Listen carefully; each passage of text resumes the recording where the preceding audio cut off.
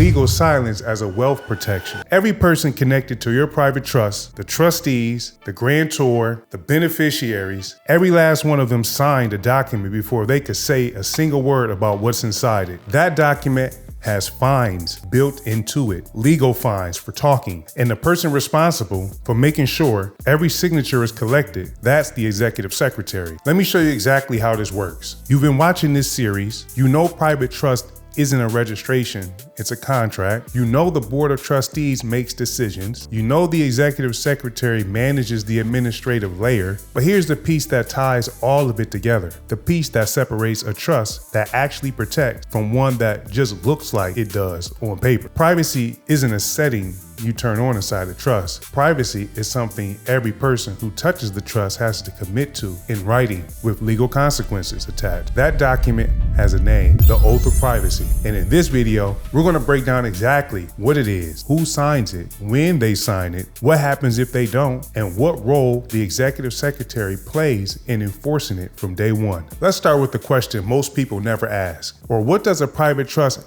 actually protect? Most people say the asset, and that's true, but assets can only stay protected if information about those assets stay protected first. That's the core of the privacy benefit. No public record of what you own. No easy trail for a creditor, for a claimant, or court to follow. But what happens when one of the trustees mentions trust business at a dinner party? What happens when the beneficiary brings up the trust in a conversation with someone who has no business knowing anything about it? What happens when the wrong word gets to the wrong person? The legal structure doesn't collapse overnight, but the exposure begins. And once the exposure begins, the protection starts to erode. This is exactly why a properly run private trust doesn't leave privacy to good intentions or personal judgment. It creates a legal obligation, signed, documented, and enforced, that binds every person connected to the trust to a standard of silence. That obligation is the Oath of Privacy, and it exists because the people who built this structure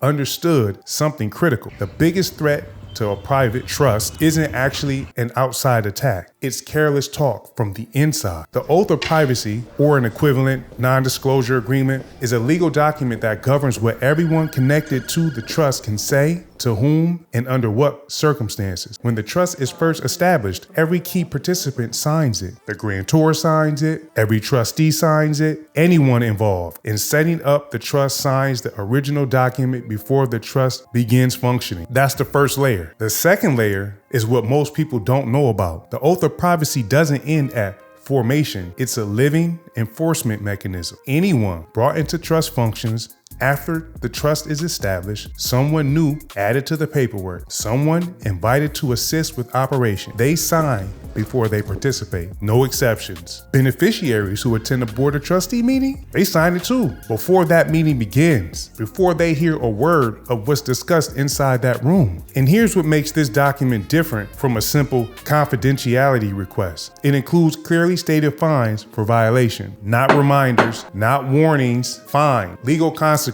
written directly into the document that apply the moment someone violates the term. That structure exists for one reason: to make the cost of careless talk concrete and real, not theoretical, not uncomfortable, expensive. Because people, for real, they can just dismiss a request to keep something private.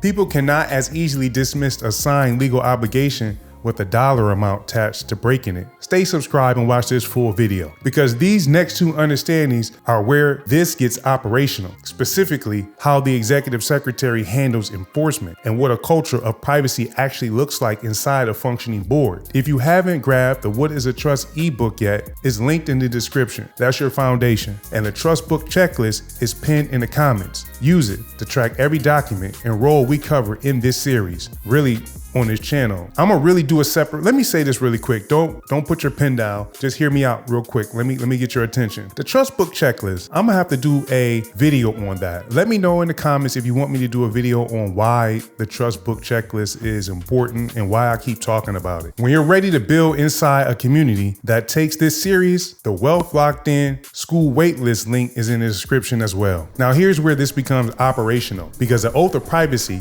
doesn't enforce itself. Someone has to make sure it gets signed. Someone has to track who has signed and who hasn't. Someone has to sit across from a new beneficiary walking into their first board meeting and hand them that document before anything else happens. That person is the executive secretary. This is one of the most significant duties in the entire role, and it's one that most descriptions of the executive secretary completely overlook. Getting signatures on the oath of privacy is not administrative background work. It's the frontline legal enforcement. It is the first act of protecting the trust before a single piece of trust information moves through the room. But the executive secretary's legal responsibility doesn't stop at collecting signatures. This role works directly with legal documents across the board. Contracts are created, typed, and updated by the executive secretary. And those contracts, the independent and private contracts that govern trust operations, have expiration dates. They are not permanent. They require active monitoring. And when a contract approaches expiration and renegotiation is needed, the board of trustees must be notified. That notification is the executive secretary's responsibility. What happens if it's missed? A gap opens in the trust legal structure, and gaps are exactly what outside parties, creditors, courts, claimants look for. A properly run trust has no gap, which means the executive secretary has no margin for passivity on contract management. Beyond contracts, this role handles the filing of all legal documents. In a private trust, there is no government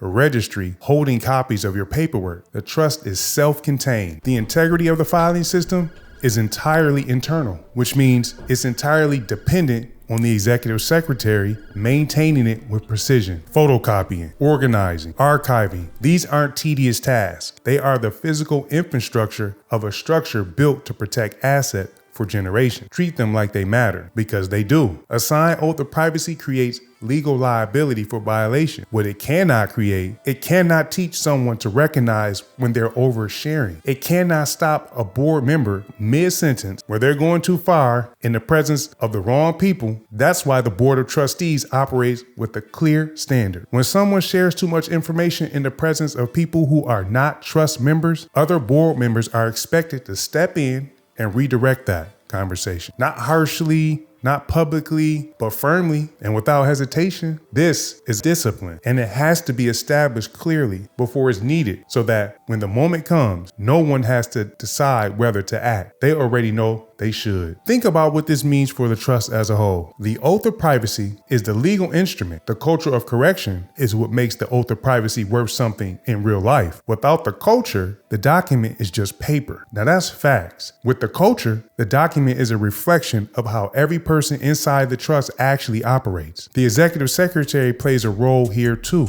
not just in getting signatures, but in modeling what it looks like to take privacy seriously. How you handle documents. I'm talking to you. If you're an executive secretary out there, or you've been watching this series and you've been thinking to yourself like, yo, this is me. How you respond when someone asks you questions you're not authorized to answer? The standard you hold yourself to in every interaction with trust materials, that's not a legal obligation, that's character. And character is what a trust ultimately runs on. If you made it this far, you're not here by accident. You're here because you understand that protecting what you build requires more than good intentions. It requires structure, documentation, and a standard of conduct that every person connected to your trust is legally bound to uphold. So here's what to do right now. Subscribe so you never miss what we break down in this series. Join the Wealth Locked In School Community Waitlist that is linked in the description, because the next level of this work happens inside a community of people who are serious about building, not just learning. Download the free What is a Trust ebook linked in the description and lock in.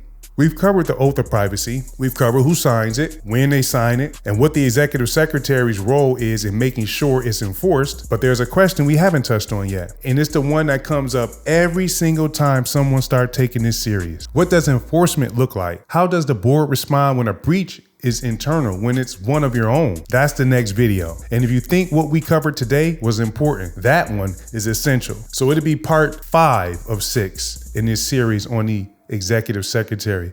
And I can't wait to see you there.